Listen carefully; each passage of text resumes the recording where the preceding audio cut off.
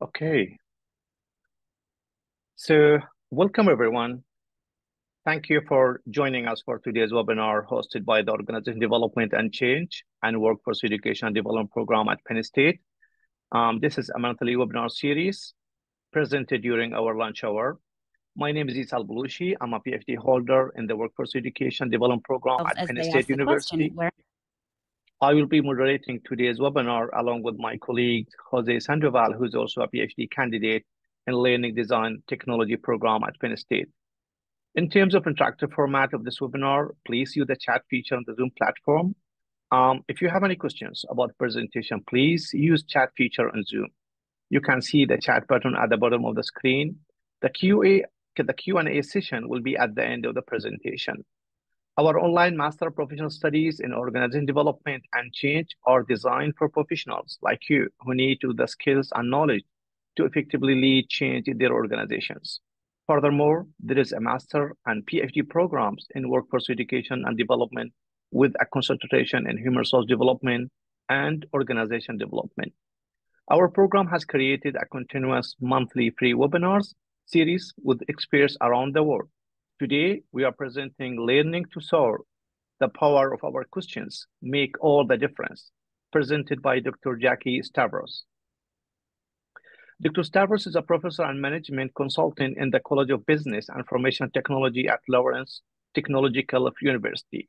She is faculty athletics representative at LTU, where she enjoys working with athletes to empower them to navigate and advocate for themselves. She inspires them with life work, not homework. She has co-authored many articles and books. Her research is grounded in AI, neuroscience, and positive psychology to help others understand how their conversations influence their well-being and ability to succeed. She is on a mission to co-create a global movement on conversation with having to recognize each other community and create organization and community that work for everyone. For more information about Dr. Stavros' bio, please visit today's webinar page on our website on Eventbrite. Now, without further ado, please join me in welcoming our speaker today. Dr. Stavros, the floor is yours. Thank you. Well, I want to thank everybody for coming on a Friday afternoon in the springtime. It shows how invested you are in your learning. And we're going to learn to SOAR today. Many of you, if you're a doctoral student, SOAR came out of my dissertation. And so for those of you working on your master's and your graduate degrees, it's a pivotal moment in life, and it's what you do afterwards that really begins to count. So you'll see in the chat, there's like a workbook. If you click on that way you don't have to take copious notes. It's the Learning to SOAR booklet, and everything I talk about is in this booklet here. So we're going to get started. And the first thing I want you to think about is Brian Tracy, who is a management trainer, says 85% of your success depends on how you communicate. And so communication is key. It impacts everyone and everything. And one of the former CEOs of LinkedIn, Jeff Weiner, said the boot camp of the future is one that teaches you how to ask questions and have conversations. So I like to say the future has arrived. So I'd like you to think about the power of your questions. Have you ever thought about how the questions you ask influence yourself and other? And the way you ask a question can put people into a protect mode or a connect mode with you.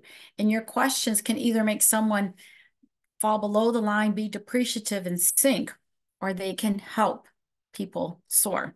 So if you learn how to ask the right questions, it begins to make the invisible visible.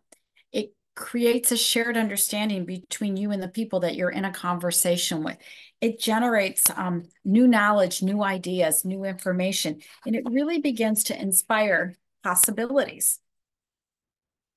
So for this presentation, I have 4 questions we're going to get through, or you can look at the questions as objectives. So we're going to quickly go into, is there such a thing as asking a right question?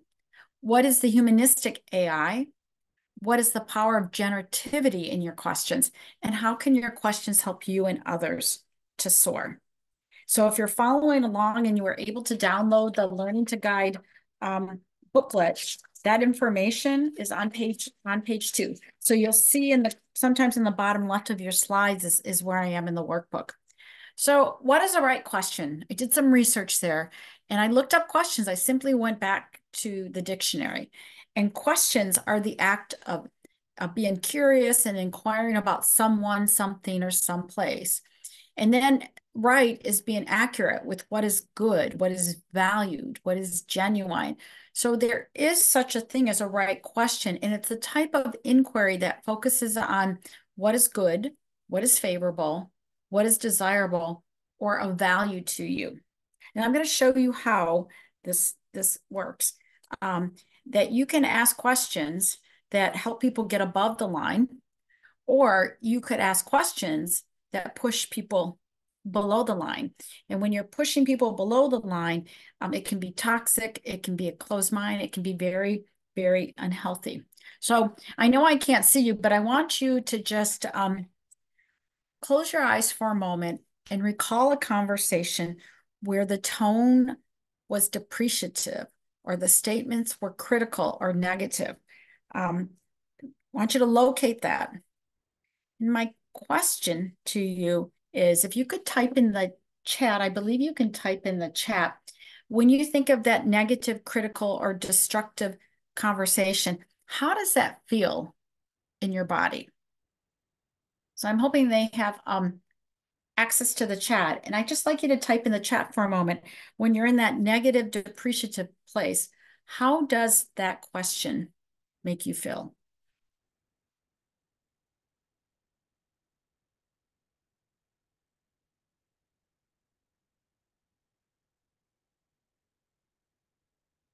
Jose, can they type in the chat here?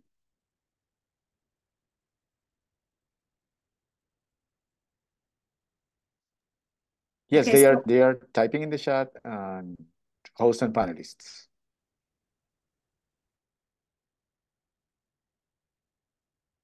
Okay, so most of the times when you're in a negative conversation, you feel tense. If you had a smartwatch on, your heart rate is going up. It doesn't feel good. So these kind of conversations are really bad for you and really bad for the people that you're in the conversation with. And what this happens to do is the neuroscience of communication and the neuroscience of leadership is negative conversations and questions put people into a protect mode. And everything is there. The ego, it can't tell the difference between positive and negative, but they're in this protect mode. And all the bad chemicals are in your body and everything is going to one place. So you can't access critical thinking. And you usually want to fight, freeze, or flee or appease people. And so I would ask you to just stretch your hands high. And if you put your hands behind your head for a moment to the reptilian part of your brain, you're in that protect mode. Look at where your thumbs are. Your thumbs are pointing down, and that's not a good place to be in. So I want you to now think about a great conversation. I want you to think about a great conversation where people were asking questions, they were curious, the statements were above the line, and think for a moment in that appreciative space. How does that feel in your body? How does an appreciative, above the line conversation feel in your body? And what this begins to do is when you ask questions from an appreciative space, you're in a connect mode. You're talking about the chemical cocktail that's going through your nervous system and through the brain is healthy hormones. And if you were to put your hands in the front of your head, on the front of your head, this is the frontal lobe. This is the executive function of the brain. I want you to look where your thumbs are. Your thumbs are up. And this is a place that we need to be in when we're asking questions. If we want people to learn and grow and understand, we've got to be working from the prefrontal lobe, which is actually also called the executive function of the brain. And when you're in this space, it's healthy, it's vibrant, people can grow, people can access critical thinking, they can access creativity, and they can move forward. So this first question is really about how do you operate from above the line? How everybody can see or hear conversations you're having with each other. But what you don't know is what's below the line. So some of the things I don't know because I've just met you is what your beliefs are, what your expectations. Maybe you didn't get enough sleep, or you haven't drank enough water today, or you had a negative experience. So it's really important to operate from above this line. In the neuroscience, if you continue thinking about the neuroscience of how this works, is you can choose your mindset. You can be in control of your conversations and the questions you ask. And there's this thing in the brain behind the frontal lobe called the amygdala part of your brain. And we've talked about the amygdala hijack. And in about a quarter of a second, you're going to act either negatively or positively based on how the person asked you a question. So between that stimulus and response, there's space. And the neuroscience shows us that we have the power to choose our responses and grow. So I'm going to show you a quick 3-minute video by the Conscious Leadership Group. And I recommend, this is a great video that I use all the time in training, but you have to be able to locate and ask yourself, where am I? So let's take a look at this. One question that conscious leaders ask themselves over and over is, where am I? To support leaders in locating themselves as they ask the question, where am I? We offer this tool, a line, a simple black line. At any moment, all leaders and all people are either above the line or below the line. Our location describes how we're being with what is occurring in our life right now. If we're above the line, we are open, curious, and committed to learning. If we are below the line, we are closed, defensive, and committed to being right.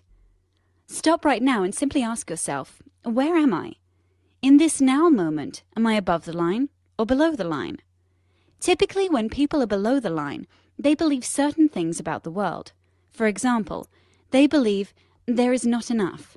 It could be that there's not enough money, or time, or space, or energy, or love. People below the line also believe that their story about the situation is right. People below the line also believe that there is a threat out there. Something or someone is threatening their desire for approval, control, or security. And people below the line see the situation as serious. The deeper below the line they are, the more serious things look. People below the line tend to behave certain ways as well.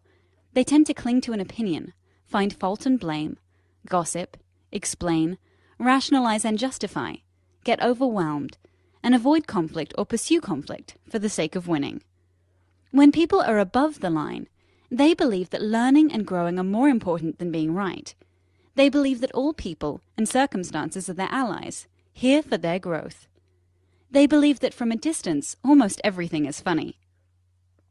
People above the line live in curiosity, listen deeply, speak unarguably, question all their beliefs, and live a life of play. Now, knowing what you know about being above or below the line, where are you? One thing to know as you consider this question. We are hardwired to go below the line. Literally, our brain is programmed to perceive threat, and when it does, a chemical cocktail courses through our veins, and we go below the line. This reaction was designed to help us survive in the presence of a real threat to our physical survival. An issue for modern-day leaders is that often our brains can't tell the difference between a threat to our physical survival and a threat to our ego or identity. We react and get defensive when we experience a threat to our ego. So in many ways, being below the line is natural and normal.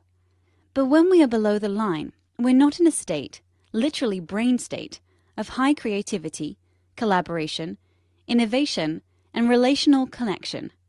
We're simply trying to survive. Leaders today can't thrive if they're in survival mode. So the first activity of conscious leadership is location, location, location. In this now moment, where am I? Telling ourselves and others the truth about our current location begins the great conversation. Okay. So I want you to just think for a moment that we are hardwired to go below the line, and we're also hardwired to go above the line. And a practice that we've identified in research is that the importance of learning to tune in. And when you tune in, you can tune in by just learning to practice.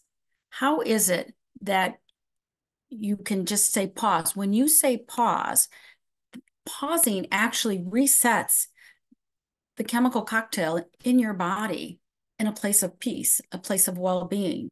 Your heart rate gets back to normal, especially if you've been below the line.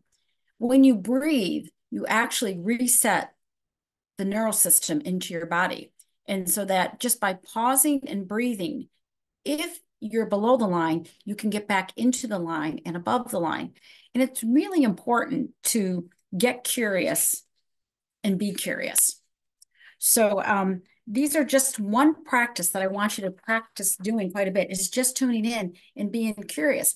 And there's many reasons why you can go below the line, but the pausing and breathing will bring you back up to the line. So the other thing I want you to think about is just learning to tune in more and be self-aware. Where are you when you're entering a conversation, or when somebody has spoken to you? When you feel yourself going below that line, just pausing, breathing, and getting curious and asking really good questions. So the next thing I want to talk about is appreciative inquiry. So appreciative inquiry is the other AI, the humanistic AI. And appreciative inquiry is about how do we live into the world and create questions. So the appreciative inquiry got its start with the Cleveland Clinic at Case Western Reserve University back in 1985. And David Cooperrider, when I joined Case in 1995 as a doctorate student, David was one of my instructors as well as my dissertation chair. And what I learned about appreciative inquiry as I studied it in organizational life is to study what gives life to living systems when they're most alive. And organizations are just that. They're living systems with people in them. So appreciative inquiry is an intentional discovery of the best in people, organizations, and communities. And it's about asking questions into the best of what was, what is, and what could be. Many people in the org development world are very familiar with the 5Ds, the 5D cycle. It's a methodology that you can use to orchestrate a conversation and bring people through a conversation, invite them to define what is it they want to study, what do they want to discover more about, dream, design, and deliver on. And it's grounded in the notion that we co-create each moment through the way we are asking questions and how we're asking questions. I like to break things down always by the dictionary, but if you looked up appreciative in the dictionary, it's about adding value and being of value. And the word inquiry is asking questions, being curious, wondering, and searching. So appreciative inquiry is truly a way of being. When I learned about appreciative inquiry, it was just a qualitative research technique back in the late 90s. And from that, it became so much more with the creation of the 5D cycle. So this is David Cooperrider. And, you know, David Cooperrider believes that you can fuel productive and meaningful engagement that creates conversations worth having, and as a leader, have a positive legacy. And this is one of my other favorite quotes, is he says, our lives and the lives of others flourish or flounder one conversation at a time. So questions and appreciative inquiry is a way of asking questions. Back in when David did his dissertation, these were the 5 principles that came out of his research, that our words create our world. So think about it. When you're asking a question, the moment you ask that question, you're impacting someone's ability to either flourish or flounder, and it impacts their well-being. And the poetic principle says you have a choice in how you ask a question, and you can study anything you want. I can study moments of stress and what's stressing you out, or I could study moments of flourishing and how do I get you to learn and have that growth mindset. The anticipatory principle that came out from his research is what we see, we expect to see. So it's being able to anticipate and think forward of what you want more of. And then The positive principle is all about positive images and positive action. And there's a lot of research from the Center for Positive Organizations, the positive psychology field. So there's a lot of science behind positive images, positive actions equate to positive results. And if you use the other AI and you were to Google appreciative inquiry, within a split second, you would actually find 6.3 million answers about what is appreciative inquiry. And so I encourage you, if you've never heard about appreciative inquiry, to go out and explore it. Most people in the organization development space do know what appreciative inquiry is, and they're most familiar with the 5D cycle. Now, appreciative inquiry started as a research technique in 1985, and then in about the early 90s, about 1995, it was the principles that were important. The 5D method didn't come into being until about 1998. And if you looked at an organization development handbook back in the late 1990s, appreciative inquiry was about a paragraph in the back in like the last chapter of what it was. Today, you see appreciative inquiry threaded through a lot of the organization development textbooks, which now brings me to what I would call is our third question. And it's a question: what is a generative question? And I heard that in January, if you were at one of these events, that Jervis Bush came to speak to you. And he wrote an article called Appreciative Inquiry is Not Just About the Positive. And I recommend that. It's one of my favorite articles. And he talked about generative and generative inquiry. And generative means that it widens our view by changing the way people think. And generativity is where we can have stimulating, compelling images for people to act on. So this brings me to the third question: what is the power of generativity in the way we ask questions? So let's think about this. There's about 4 different types of conversations that you could be having with people. And generative questions are questions that you can ask yourself and ask others. What I want you to think about is how much of your awake hours are spent in conversations with yourself, in conversations with others. Think about that. How much time when you are awake are you spending in conversations with others, in conversations with self? So if you could just type that in the chat, what percentage of your awake hours are you in conversations? It could be on social media where you're talking to people. It could be in your minds, but how much of your waking hours are you in conversations with another? 85. Okay, I found out how I can look at the chat. 75. I think a lot more of the time in conversations with myself, always analyzing, yes, talking to yourself. Jenna, all of it. Yeah, we spend a lot of time. Conversations are the heart. Leslie, I've never had anybody say 50%, but that's pretty good if you're only in conversations with yourself and others half of your wake hours. You've got some really good thinking time. So conversations are the heart of how we interact. So let me kind of break this down to you. Sherry Torres, my co-author, and I in Conversations Worth Having, we did some research here about the types of conversations that people are typically in. So if you draw that straight line that we talked about in the video, is imagine that above this purple line here is an appreciative space. This is the space where you want to be having conversations about 80% of the time. Below the purple line is the depreciative space. And these are where conversations are destructive or critical. So when you look above and below the line, the types of conversations you want to be in 80% of the time is affirmative of value, and conversations worth having are appreciative, inquiry-based, that you're asking questions. And so it's really important to live that life. I didn't say 100% of the time, but about 80% of the time. And when you find yourself going below the line, remember this otter here. Tune in, pause, breathe, get curious, and ask yourself, where am I? Why am I below the line? How did I get there? Sometimes it's about the other person. An article that I read was the business case for curiosity. So Harvard Business Review had an entire issue devoted to that when we are curious, we naturally ask questions and we can view tough situations more creatively and have a less defensive reaction to stress. So if you go back to the neuroscience, that there is a right way to ask questions, think about how conversations impact your state of being. So that's what's really important here. So this third question is just, what is a generative question? So there are generative questions to shift a conversation that you can ask yourself. And the first one, based on the video clip we watched, was, where am I? Ask yourself, what's driving my reaction? Why am I falling below the line? What's going on? What don't I know about the situation?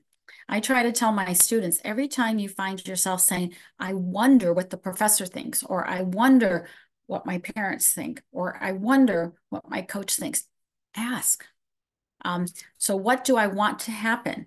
What might be possible now? If you notice, appreciative and inquiry-based questions are asking what and how, and you don't know the answer to. So you're very curious about figuring out what's going on inside of me. So these are generative questions to shift the conversation that you might be having with yourself. And then there's generative questions that you can ask to shift others. What's happening here? Asking people, how do you see it? How can I support you? What might be possible now? What is one small action that would make a difference? One of my favorite questions, and it's an Appreciative Inquiry original question, is, so what are your wishes? What do you want to see happen?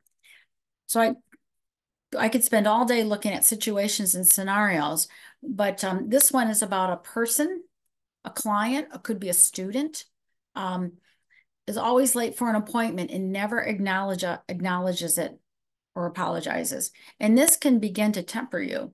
And your reaction might be judgment, blame, shame, anger, or annoyance. And maybe it's self-doubt. Does this person value me and our time because they're always late for our meetings?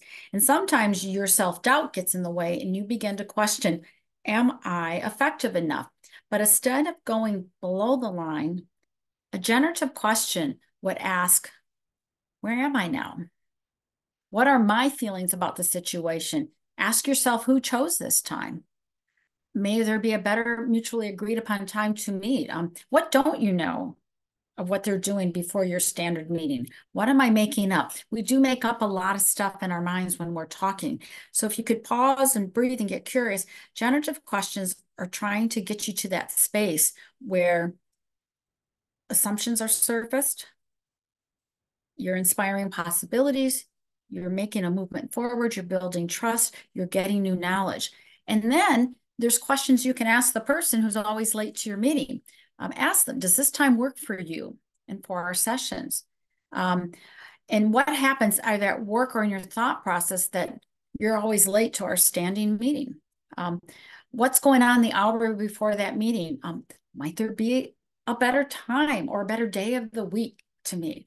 And what are you hoping for from our time together? So it's having that conversation versus being annoyed, self-doubting, or a relationship getting worse because the person is habitually late. So these are just questions to ask about typical scenarios.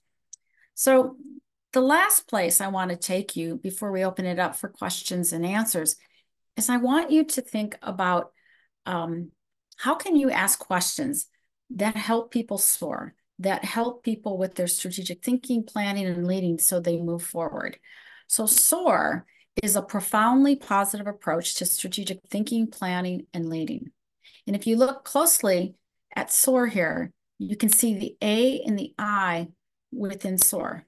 Now, SOAR emerged 20 years ago from my dissertation. It was a capacity building framework, and none of you at this workshop would ever want to read a 300-page dissertation. What was really important is building this framework based on my findings to figure out, is there a way that we can engage in conversations in our communities and our workplaces where it promotes generativity, growth, and learning in organizations? So Appreciative Inquiry is the operating system of SOAR. Now, this small booklet came out, the first edition, 10 years after my dissertation. And SOAR is a profoundly positive approach to strategic thinking and planning that allows a group, organization, or community to construct its future through the way they're asking questions in the organizations. Jenna Henricks, my co-author, used used SOAR quite a bit in John Deere and the organization. So Jenna's been with me since the early days of SOAR, and she really gets this, lives this, and breathes this. So I was very fortunate to have her as a co-author in the first edition and also in the second edition. And when we wrote the second edition of this book, we realized that SOAR's original purpose was about strategy and strategic planning, that people were using it for strategic leading and team building. And there were all kinds of ways organizations were coming together to strategically move forward. So this next slide here is just a visual of the organizations around the world that have been using appreciative inquiry and SOAR as a way of connecting, as a way of creating innovations, as a way of doing whole system strategic planning. And these organizations understand that how we ask questions and interact with people begins to create the innovations and the sustainability. I don't have a logo up here, which is Visa Corporation, but Visa Corporation, if you talk to the founder, Dee Hock, he would say that Visa Corporation, and we all probably have a Visa credit card, was built one conversation at a time. He was a master of having conversations. So how SOAR begins to break down is that within organizations today, strengths configurations, what are we great at? Imagine sitting down with your team or your division or department and look at configurations of what are we best? When are we at our best? What's a high point experience? What are the strengths? And the strengths configuration is being able to hear the stories, not just from the senior leaders or the board, but SOAR would ask you to invite those people in the organization who are the closest to their customers, the closest to your customers, and what do they see as the strengths? And they would also ask you to engage in conversations with your customers and suppliers and people in the community as to what do they think are the strengths of the organizations. So the S starts with a strengths configuration. The O is opportunity exploration. What are the possibilities and the ideas and the innovations? What is it that we could be doing that we haven't thought about? Or how do we take an existing product or service and improve on it? And let's talk to our customers. What do they think we should be doing? And who are some of our customers that we'd like to, or the markets we want to go into, and do an opportunity exploration? So what are the possibilities, ideas, and innovations? The next one is aspirations. What do our stakeholders care deeply about? We could have a conversation about what do our employees care about? What do our customers care about? What do our suppliers care about? What about the government that we interact with, depending on our organizations? But really get at the aspirations. So when you have a conversation based on strengths, opportunities, and aspirations, it allows you to come up with the strategic initiatives that you can focus on within your teams, within the division, within the organization, because we can't do everything. But if we can understand our aspirations, all the possibilities out there and the strengths, how do we begin to focus on key 5 to 7 initiatives or the 3 to 5 initiatives that are going to help us get the results that we want? And talking about conversations is, what do we want to be known for? How do we know we are succeeding? So one of the things I want to point out about SOAR is it originally started as a strategic planning. It's dialogical. How do we ask questions to do strategy and strategic planning? What we've learned in the last 5 years is it's for strategic leading, strategic conversations. And you don't have to necessarily start with the S. You could have a conversation and start with aspirations and talk about opportunities and SOAR. So it's a very flexible framework to use to really focus on strategy and strategic planning in an order that you want to have the conversation. So there's no one right way to SOAR. Another area that SOAR has been used for in the last 5 years is as a coaching framework. So imagine you're a coach, you're a mentor, you're a boss, talking to somebody you're coaching and simply asking them, what is going on for you? Get a clue. Are they above or below the line? And asking them, what is it that they want to create? What would you like to create? What do you wish you could be doing? And ask them to tell you about this possibility, having them vision, what does this look like? And once you have that conversation with them, you could ask them, what are your strengths as they relate to this possibility? What opportunities do you want to go after in this situation? And asking the person, what do you aspire to create? What's your vision? And what are some actions and goals that you are willing to commit to? And what results would indicate you're making progress? And just coaching them through. The metaphor of SOAR is from the appreciative space. You're asking questions of value and then asking them, when you create this new possibility, what now becomes possible? What actions and awareness will you commit to? And what resources do you need? How can I support you? Or who are the people that can support you? So you're asking questions that are very generative in nature. And it's really pushing them to discover possibilities, purpose, and people's passion. So there is a right way to asking questions. And I want you to think about the next conversation you're going to engage in. What is the tone of your questions? Is it appreciative? Where are your questions taking you and others? Are they taking you above the line? Are you soaring with these? How do your questions make others feel? And maybe what is one small change or action that you might take today? We talked about tuning in. We talked about asking generative questions. We've talked about how you can use the SOAR framework, but think, what is one thing that you would try in the next 24 hours that would have you soaring?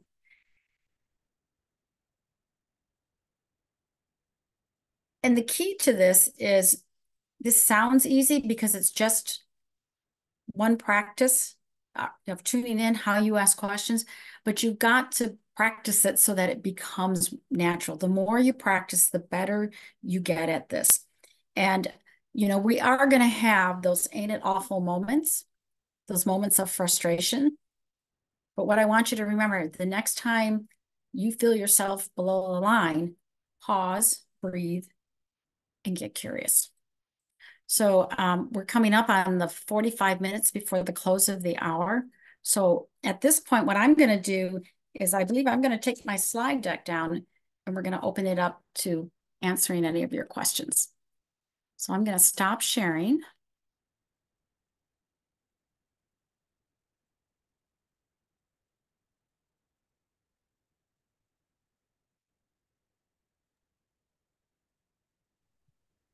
Okay, so I think we got a couple of questions so far, and still, like, we encourage everyone, please, if you have questions that we can just direct it to Dr. Stavros, please put it in Q&A section or in chat. Yeah, I'm So the looking, first I'm question just was, scrolling. Somebody said that's a great video. They like the video. So if you just Google conscious leadership above the line, you can find that video there. It's so easy out there. There was a question. yes, the first How question long that we do you got. have to, Sheila asked, how long do you have to breathe to come back above the line? So Sheila, I had a colleague very frustrated on Wednesday at work, and she got to work, she had a presentation, and then she just broke down crying after that. I told her to pause, take a deep breath. I made her take like 3 deep breaths. And she finally was able to maintain her composure. And then I asked her if she wanted to go for a walk. She said that would be nice. So it's going to depend on the situation, but usually pausing, breathing, a couple of deep breaths can get you above the line, but sometimes you might need to go for a walk. It's going to really depend on how below the line you are. I'm just scrolling through the chat right now.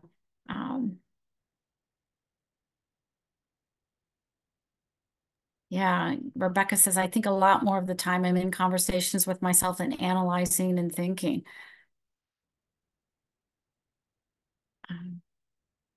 How do you think of questions through a culture lens in terms of appreciative inquiry? I don't know, we can't unmute people, can we? How do you think of questions through a cultural lens in terms of appreciative inquiry? Yes, we can do that. Jose is working on that one. Yeah, I would like Marcia ask that question if she could tell us what she means by that. Can I? Thank you for the great presentation. What I'm curious of, in my culture, when we ask questions, general questions, we are very direct, right? We are not sugarcoating questions. So in terms of the appreciative inquiry, when you're in organization, is that something, the cultural aspect, uh, is that something to be mindful of? Yeah, so great question. So it's interesting. I was on a podcast this morning that was in California with doctors, because doctors ask a lot of yes and no questions versus exploratory questions to a patient. And we were talking about, just think of the tone of your voice. So your tone also, because 70% of communication is based on your nonverbal and your tone. So I could say, can you hear the tone of my voice? I need to talk to you. And I can be pushing you below the line. Or I could say, can you hear the tone of my voice? We need to get together. I'm really excited. I need to talk to you. So think about the tone of your voice as well in your nonverbals. And appreciative and inquiry-based questions are exploratory. It wouldn't say, do you like the color blue or yellow?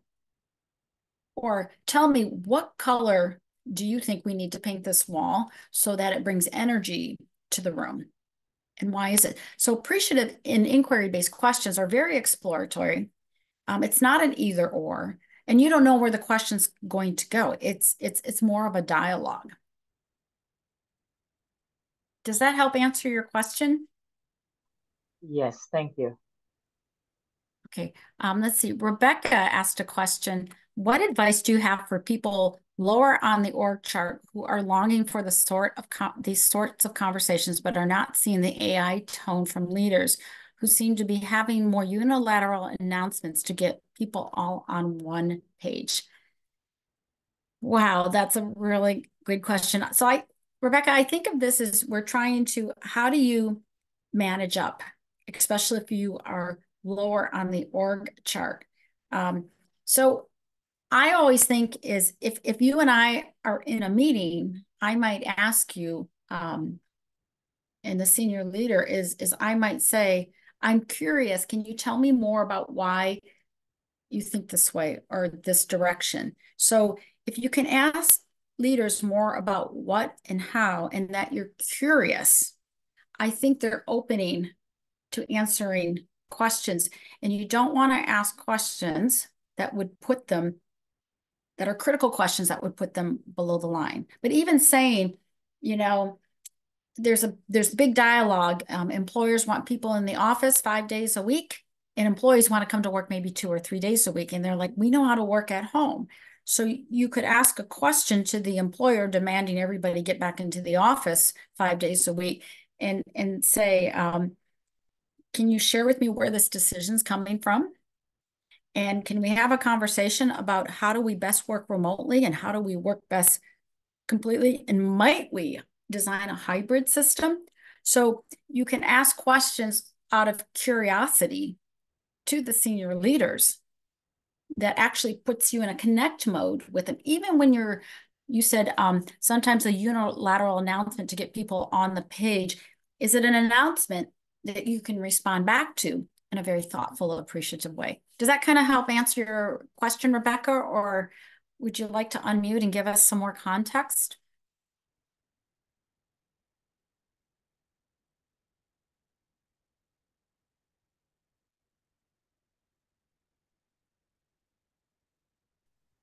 That was helpful. I appreciate it. Yeah, in the way you ask a question, you know, I've been in a place where someone complains about, we spent all this money on this technology system and nobody's using it, and they start to generalize. And I usually would say, I said to the provost, I said, surely somebody's using it somewhere. There's got to be one department that really likes it. And the provost kind of sat tall and she says, you know, the College of Business is using this. Maybe we need to get people working more together. Why are they using this so much and how are they using this? Because you want to avoid people from generalizing and giving them a moment. So that's a great question, Rebecca. Monica said, how do we keep a curious tone to our questions when they begin to sound more interrogative?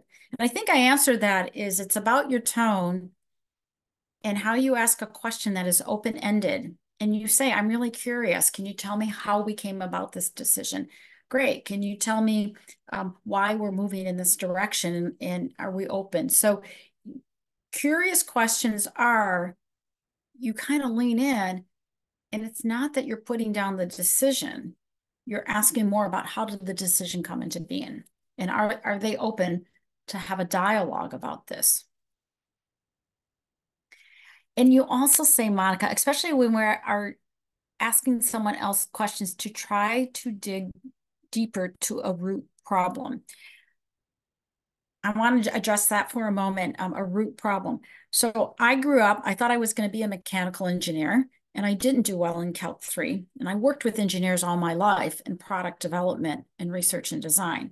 And what I realized is problem solving is good with mechanistic systems and digging deep. Why? What did this go wrong? How do we fix something?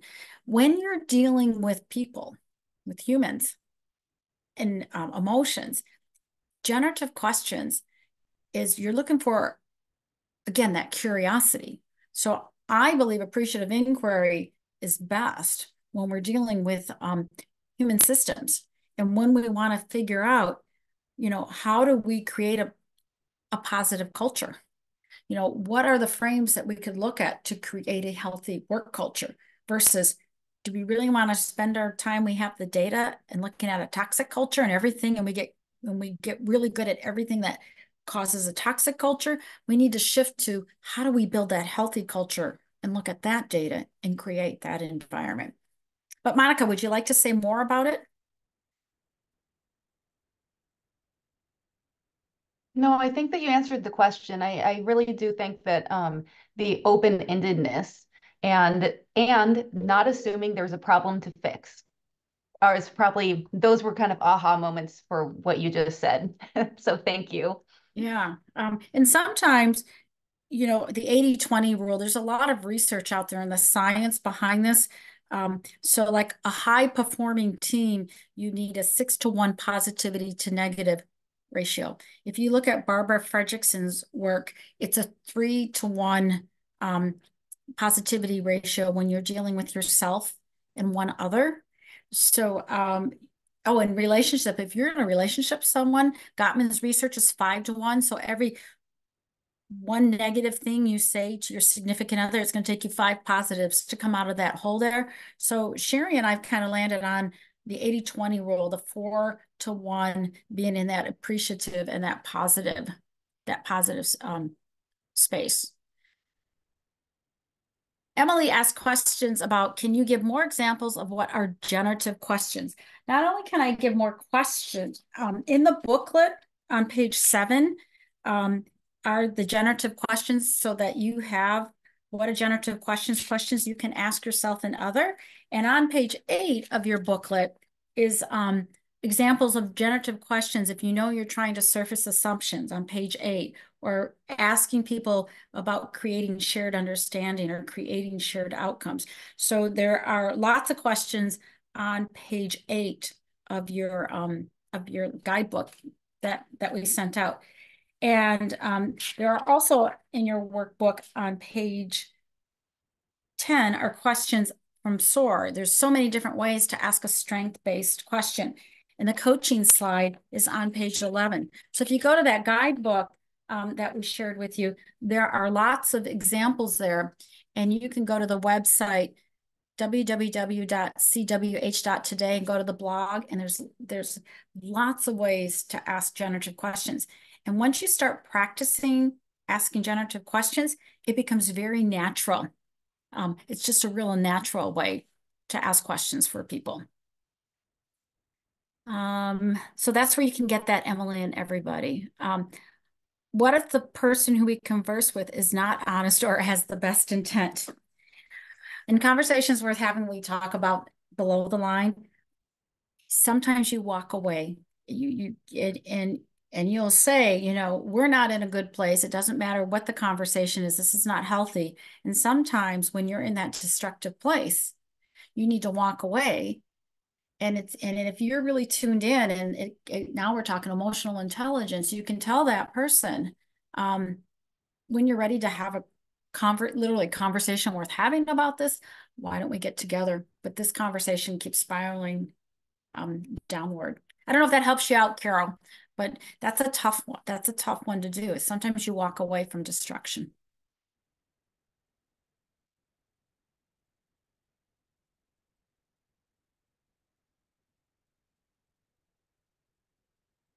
Okay, I'm just working my way through here. So Gina asked a question. What can you do to help? Is it Gina or Jenna? What can you do to help someone who has been below the line their entire life? I got two answers to that. If someone's been below the line their entire life, they might need clinical counseling, professional counseling outside of the scope of what I can do to help.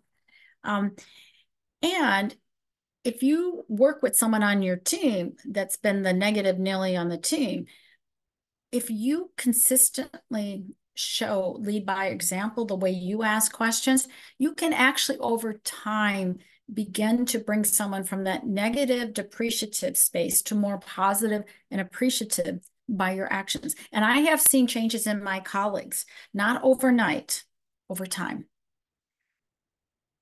Is it Gina or Jenna? Did I answer your question if you're still here?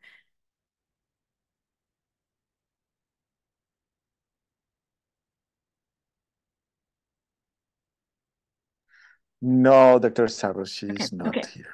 All right, Luis, he asked a question. Do you ever find management that you're working with resistance to appreciative inquiry and SOAR methodologies compared to other approaches, and how do you handle it? That's a great question. So I'm not a salesperson. I never push this on anybody.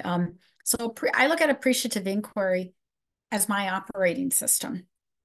So when I'm working with management, it's really, they begin to notice the way I frame and I ask questions. And I don't find them resistant to that. So think of appreciative inquiry. It's a way of being and how you enter into dialogue and discussions with people. And SOAR is a dialogical framework. So only twice in 25 years, two times, did I have management people who were not, they don't want to do this. Now, this is an organization development group here. If you look at the change handbook and there's 60 intervention methods, this might not be the right intervention for you. So the two times in 25 years, I've actually told the senior managers, you're not right to be using appreciative inquiry until you believe questions can change the world and the way you ask questions and interact.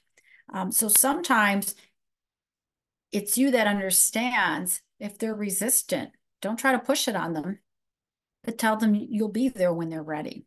That's a really great question.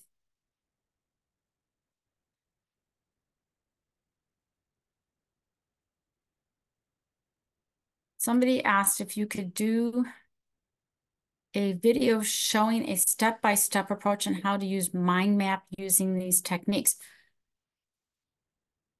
I'm not sure if that person would like to unmute themselves.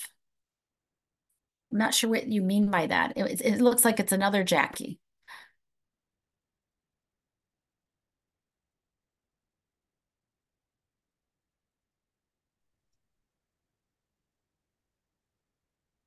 Hello, Thank you so much for taking my question. I'm actually right now trying to create my own mind map to help guide myself in my career pathway. And I'm doing this as part of a project for one of my classes at Penn State. And I think these would be great techniques for me to help me think about myself correctly and where I want to go. But I'm sort of having trouble starting the mind map process, and I wondered if you have a video or if you could make a video that maybe takes a participant through the mind map creation using these SOAR techniques. Yeah, so that's like a whole different presentation if I had another 45 minutes. So there's a presentation that I do. It's called SOAR, SOAR, Soar into Your Potential with Purpose, Jackie. And thank you for asking the question. And the thing is for yourself, it's really important that you ask values, vision, mission questions. You know, we do this so much for organizations, but Jackie, what is your values, vision, mission, and purpose? And then looking at SOAR at the level of the self, what are the questions that you could ask at the level of the self? What are my capabilities? What are the opportunities I want to go after? What are my aspirations that I want and results? So you could just take what's in the booklet that I've given you, and if you look on pages 9 and 10, ask these questions to yourself. The only thing that isn't in this booklet that I would encourage you to ask yourself is on page 9. I actually wrote a poem. I wrote a poem in 2nd grade, and I wrote a poem a few years ago. But ask yourself, what is your vision? What is your mission? What do you want to do? Why are you doing it? What are your goals? You could literally take what we do to organizations, Jackie, and create a strategy for yourself. And then you could flip over and use the SOAR questions and coaching and SOAR, what's possible, and ask those questions to yourself. Does that kind of help? Yes, thank you so much. I appreciate your answer. In the Learning to SOAR book, we in chapter 6, we talk about how to use SOAR at the level of the self. Okay, thank you so much. Yeah, so Tricia, you asked a question, can SOAR be used when there is a need for an intervention where 2 departments have had deep-rooted conflict for many years? Oh, yes, and I've worked with some organizations that had some departments, and what we've done is we've come together to have a conversation about the department and what should be our operating values. And we start from a place of strengths, and we design the whole intervention as a retreat to create a set of values at the department level of how we're going to behave and treat each other, and how we're going to work together. So yeah, SOAR can be used when there is deep-rooted conflict for many years. And what we're going to be addressing is how are we going to work together moving forward. And Tricia asked, where can I get the booklet? I didn't receive it. They should be putting it in the chat for you, Tricia. Yes, we are putting it again. Yes. And then I'm looking in the Q&A. We've got a couple minutes left. Jeantel, I'm not sure if I pronounced your name right, but you asked a question about, do you have pre or post data or longitudinal data on the effectiveness? And I do, Jeantel. So what I can do is I can send an article to, it's an article that got in the Frontiers Journal where we looked at the SOAR elements. So I do have some research that I can show you. Does it measure and do what it's supposed to be doing? So I can send that article out after the presentation. And if they can get you the article to everybody, absolutely, we've got some research on this. Yes, we can do that. There is a follow-up email that will be sent to all people who registered and attended. So just we can include the article that you'll be sharing with us along the guideline, the booklet, Yes. I mean. Yes, I'm really happy to share that article. And I just finished an article that'll be coming out next month in the Appreciative Inquiry Practitioner, and it's the origin story about how SOAR came and how it connects to appreciative inquiry. So that I have an article coming out next month on that as well. Okay, and I think we like for the people who are still like have them questions, or like they put the question under Q&A questions, like if you still like if you have something, like you can just directly send it to the speaker, or you can just email to us to our email, because we have to respect the time, and I think this is a very rich topic, and having Dr. Stavros, like it's good opportunity that we have a lot of things to just share with her and just learn from her as well. But therefore, unfortunately, we have specific time and we need to respect the time, especially people in different time zones. And so thank you so much, Dr. Stavros. On behalf of our OD&C Workforce Education Program, we hope that you all enjoyed the session as we did. If we did not get your question, please send us an email or reach out directly to the presenter via an email. For the future webinar, we would like to hear your feedback on today's webinar. Please take the survey using the link in the chat box. Our next webinar is about making training deliberate, impactful, which will be presented by Dr. Mark Johnson on May 17th, 2024. And it will be the same timing, 12 to 1 p.m. Eastern timing. As you know, registration for all events are free and can be found in our website. You can also find us on our social media platforms such as Facebook, LinkedIn, Instagram, and Twitter. Again, thank you everyone for joining us today, and we hope to see you soon. Have a good day and good night to our guests from other time zones.